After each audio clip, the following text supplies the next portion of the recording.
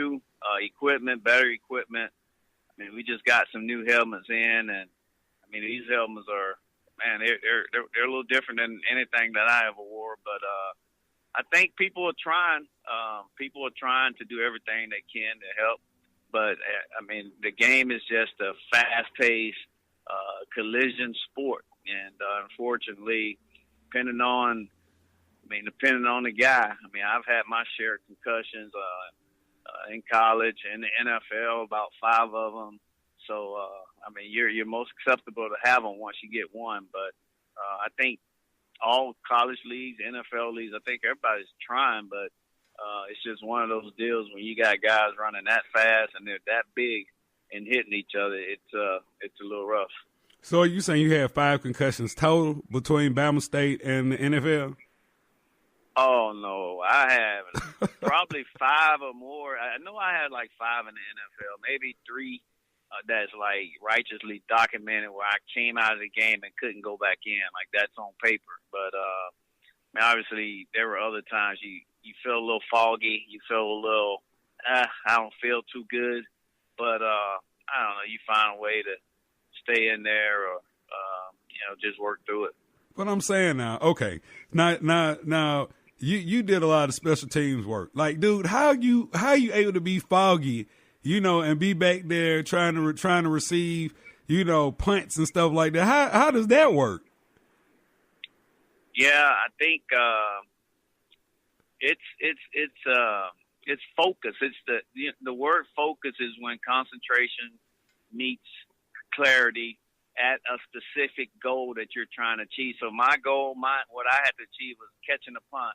So it was clear your head for this, however long it's going to last, focus in on catching the ball. And then once we're done with that, we'll go and see how we can get better. But, I mean, I'm not the only one. I mean, guys play in that league. I've seen many guys dinged up, almost going to the ground because the equilibrium is off, but still play. I mean, it's just, I don't know. We've always been kind of taught to be, I hate to say barbaric, but, taught to just play through it. And you play with pain and you figure out and we'll take care of it afterwards. So, unfortunately, that's probably not the best way to do it. And there's a lot of people that's suffering from it at this point. I'm glad you mentioned that. This is the HBCU Report. Rob Calloway on the line with Reggie Barlow, head football coach of the Virginia State University Trojans. The Trojans currently 2-0. Bye week this week as they prepare for next week's matchup against the CIAA powerhouse Winston-Salem State University. Now, you mentioned that there's some guys that you played with that are that are actually I guess what injured as a result of some of the fast play that happens in the National Football League. But how many people do you know, like, for sure? And I don't need any names, but like people that are suffering from like this whole concussion thing, like the long-term effects of being concussed. Yeah, I mean, it's hard to put a number on it. I think many of the guys that I talked to, that I played with, guys that are from Montgomery that played in the NFL, I mean, these guys are all, include myself, are suffering from that time of playing ball. And, obviously we all would go back and do it again because we love the game. But,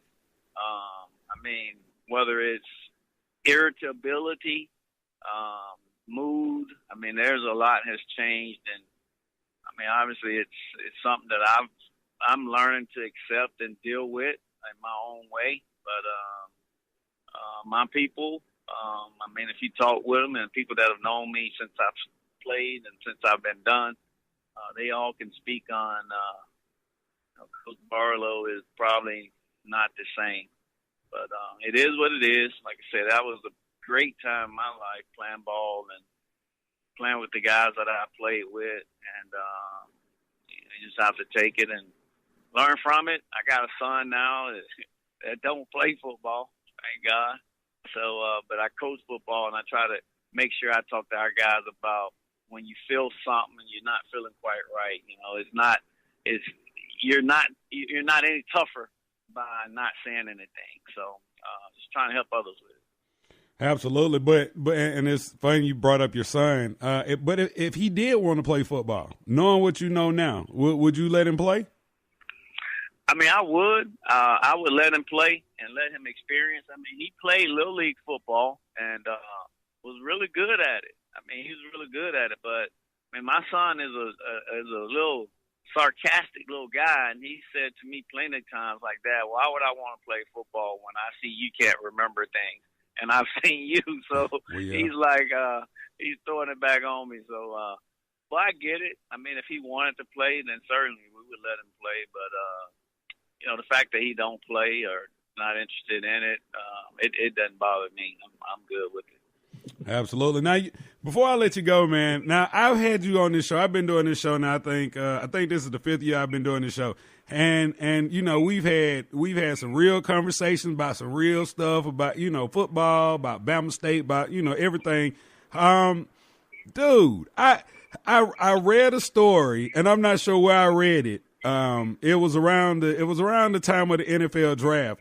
But I had never heard this before, and maybe you can enlighten me and the listening audience. But I read somewhere you wrote this thing about when you got drafted, how while you were away, I guess while you were away at the visit or at the draft or whatever, like you came back and your mom's house had gotten broke into because folks thought you had something.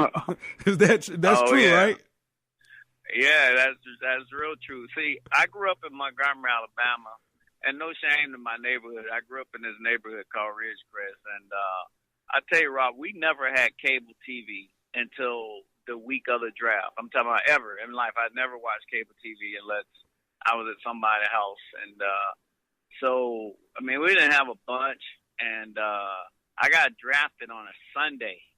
On a Sunday, I got drafted, and I want to say it was the Tuesday after that, someone broke in our house. Like, where's money? You know what I'm saying? So it's a little different place over there. And then they did it maybe 2 weeks after that. And we were blessed to be able to get my mom and move her out from over in that area. But there are some great people over there. I still spend a lot of time over there when I'm in town. But yep, it happened, man. They were looking for that NFL check, brother. Hadn't gotten it yet. Like it was gonna be one check. Like it was just gonna be there. and in cash. No doubt about it. He is Reggie Barlow, head football coach of the Virginia State University Trojans, currently 2-0 on the season, getting ready for a big CIAA showdown next weekend against Winston-Salem State University. Reggie, thank you so much for joining us on the show. And, of course, brother, I wish you nothing but the best. And I guess go Trojans. Usually I say go Hornets. Go Trojans. Go Trojans, man. I certainly appreciate it, Rob. Thanks a lot. It's all good, bro. Be good, man. All right, and so that'll about do it for this week's edition of the HBCU Report. I'd like to thank you guys for hanging out with us. For those of you just tuning in for the very first time via the True Life Stews radio network, hopefully it wasn't too bad. And hopefully you'll tune in once again next week, 8 o'clock on the East, 5 o'clock on the West. The show can also be heard via TuneIn Radio, also iHeartRadio. You can download the HBCU Report on demand anytime you want via Google Play for Android and also iTunes. And remember, when we're not here, we're there. There is sportsnewsandbrews.com, our official content partner for all things sports, black news, political news, and the latest on your favorite craft beers. Log on to sportsnewsandbrews.com. It's the HBCU Report with Rob Calloway.